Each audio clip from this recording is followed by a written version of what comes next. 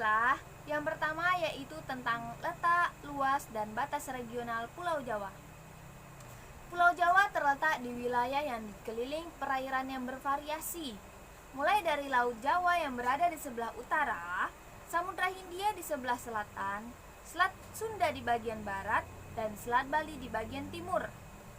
Sebagai pulau terluas di dunia, Pulau Jawa memiliki luas 138.793 km persegi. Karena letaknya yang dikelilingi oleh perairan besar di mana terdapat palung-palung laut di dalamnya, Pulau Jawa menjadi salah satu pulau yang rawan terjadi bencana di Indonesia. Letak geografis Pulau Jawa adalah posisi berdasarkan wilayah dan bentang alam yang ada di sekitarnya, misal kota, pulau, gunung, dan laut. Pulau Jawa dan Sumatera berbatasan di sebelah barat, Bali di bagian timur, Kalimantan yang berada di bagian utara, dan Pulau Natal di bagian selatan. Batas wilayah Pulau Jawa dibagi menjadi dua, yang A yaitu batas daratan dan B batas laut. Batas daratan itu terbagi lagi menjadi beberapa bagian, yaitu batas utara, Laut Jawa dan Pulau Sumatera, batas selatan, Samudra Hindia, batas barat, Selat Sunda dan Pulau Sumatera, batas timur, Selat Bali dan Pulau Bali. B. Batas laut. Batas laut juga gitu, terbagi menjadi beberapa bagian, yaitu batas utara, Laut Jawa, batas selatan, Samudra Hindia, batas barat, Selat Sunda, batas timur, Selat Bali. Baiklah, yang kedua yaitu tentang kondisi iklim, hidrologi, dan jenis tanah Pulau Jawa. Satu di antaranya, Jawa beriklim tropis. Di samping itu, ciri-ciri geografinya disebabkan karena merupakan geosiklinal muda dan jalur orogenesa dengan banyak vulkanisme yang kuat.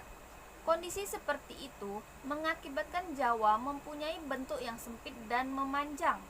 Perubahannya dalam bagian-bagian tertentu, yaitu sepanjang dan searah dengan panjangnya Pulau Jawa. Sifat relief yang disebabkan oleh iklim tropis sudah diketahui dan dipelajari di Indonesia. Pola hidrologi kawasan Kars Kendeng Utara secara regional adalah pola aliran paralel di mana terdapat penjajaran mata air dan mengikuti struktur geologi yang ada.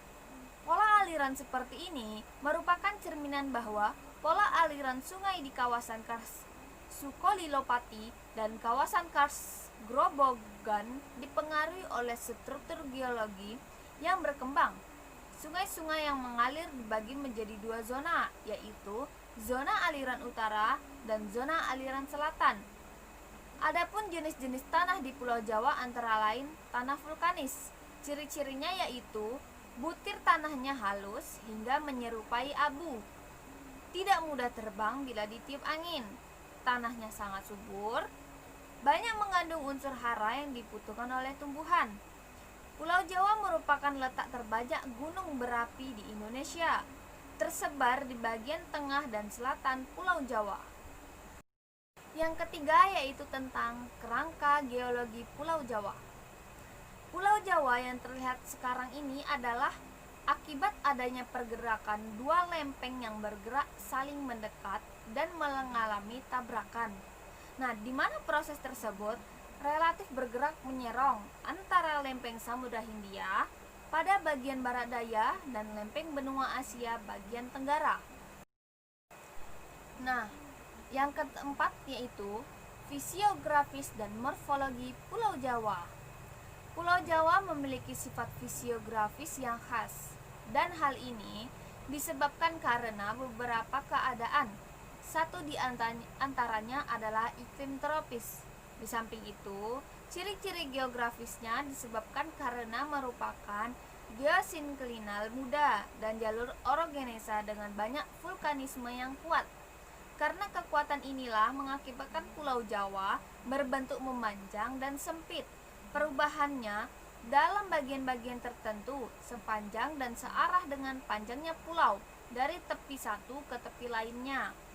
Morfologi Pulau Jawa menurut Van Bemmelen. Secara fisiografis, Pulau Jawa dapat dibagi ke dalam 6 kondisi geomorfik berikut.